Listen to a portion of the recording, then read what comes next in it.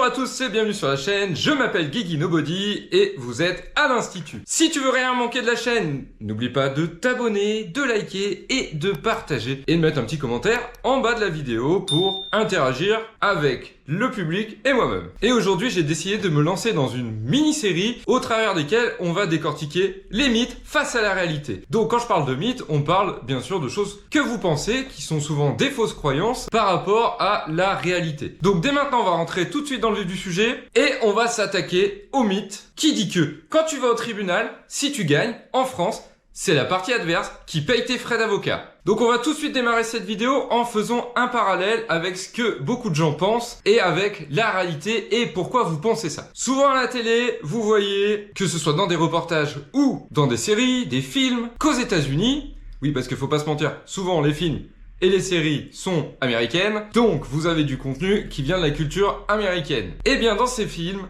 on vous induit souvent en erreur sur la justice aux États-Unis, ou tout du moins la justice française, puisque du coup, l'un comme l'autre ne fonctionne pas de la même manière dans différents domaines de la justice. Et ce qu'il faut savoir, c'est ce que tu vois à la télé ou dans des documentaires ne s'applique pas à la France. En effet, la justice française est ce qu'on appelle réparatrice, alors que la justice américaine, elle est dite punitive. Alors la différence, tu vas me dire, je sais pas ce que c'est. Bon, ok, d'accord. On va rentrer dans le détail. En réalité, aux États-Unis, comme ce que tu vois dans la plupart des séries, des films, des documentaires américains, ou du moins qui sont traduits en français, et qui proviennent de là-bas et de la culture américaine, souvent on t'a blindé le crâne en te disant « Allez, j'ai un litige avec n'importe qui, allez, je sais pas, Coca-Cola, mon voisin, la mairie du coin, et ben dans ce cas-là, je suis pas content, je vais aller au tribunal, avec différents arguments, et quoi qu'il arrive, je me sens confiant parce que j'ai les meilleurs arguments de la Terre, et ça va pas me coûter grand chose, puisque si je gagne, c'est l'autre qui va, si bien sûr il perd la procédure, me payer mes frais d'avocat. Alors, je tiens quand même à rappeler que les frais d'avocat, ça va entre 200...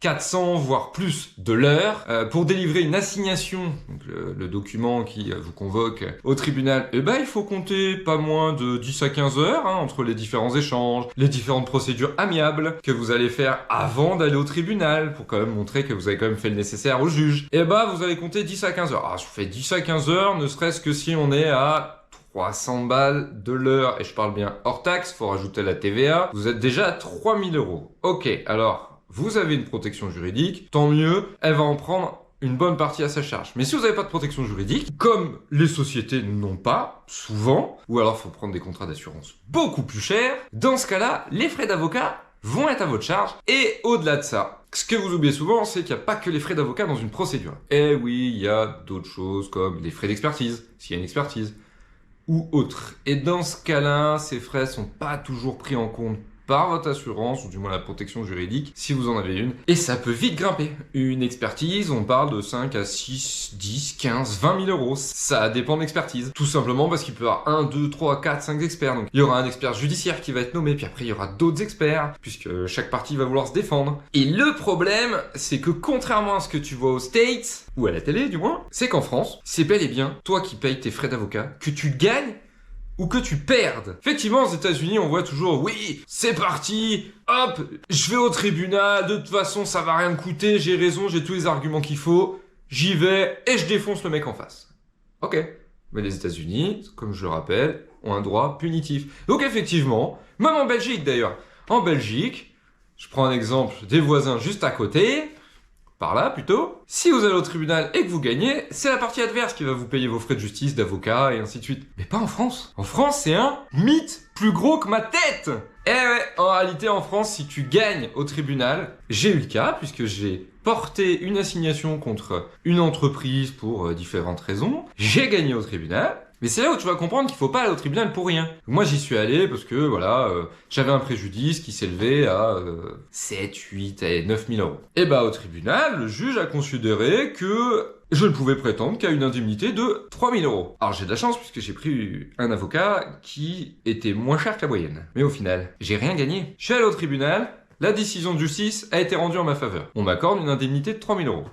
Oui, mais c'est qui paye les frais d'avocat? Eh ben c'est ma pomme. C'est pas la partie adverse. La partie adverse, il a perdu, il a payé ses frais d'avocat, il a payé les 3000 € qu'il me devait, et du coup j'ai payé mes frais d'avocat. J'ai payé plus cher de frais d'avocat que la somme qui m'a été versée en indemnité. Et oui, c'est donc un mythe, le fait que si vous alliez au tribunal, les frais d'avocat en France ne sont pas payés par la partie adverse. Du coup, bah sache-le qu'avant d'aller porter plainte, aller au tribunal, attaquer quelqu'un, enfin bref, tu l'appelles comme tu veux, en gros, procéder d'une assignation et prendre un avocat, et bah hélas, va falloir que tu sors ton chéquier, sauf protection juridique, et c'est pareil, il y a une limite. Donc, du coup, bah va falloir payer, et que si tu gagnes, et bah tu devras quand même payer tes frais d'avocat. Et oui, parce que souvent, ce qu'on oublie, c'est que, effectivement, la décision de justice, il est fait référence à un article qui s'appelle l'article 700. L'article 700 condamne la partie qui a perdu aux dépens. Alors les dépens, bah, qu'est-ce que c'est? C'est juste les frais de greffe, d'expertise, s'il y en a eu, et autres. Mais ce ne sont en aucun cas les frais d'avocat. Et donc du coup, le gagnant comme le perdant vont se farcir des frais d'avocat. Donc, à ta place, avant d'aller au tribunal, avant de faire une assignation, de prendre un avocat pour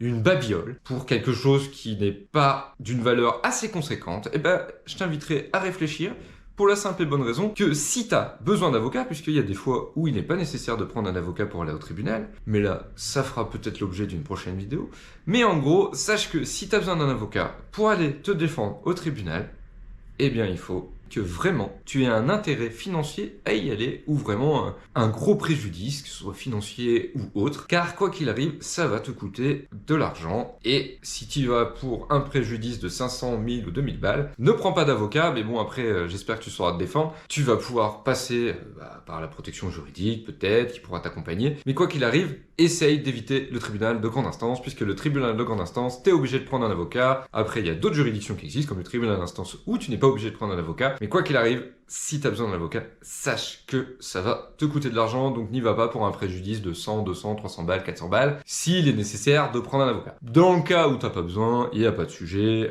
bien sûr il y aura quand même des frais à payer, forcément, mais quoi qu'il arrive, sache que t'es tranquille, en dessous d'une certaine somme, et que si tu prends un avocat, eh bien, ces frais seront à ta charge. Voilà! J'espère que cette vidéo vous a plu, j'espère qu'elle t'a appris des choses. Si ce contenu te plaît, n'hésite pas à t'abonner, partager et liker cette vidéo, mettre un commentaire pour me remercier et puis pour que je puisse recueillir vos impressions pour les prochaines vidéos. Et sur ce, à la prochaine vidéo!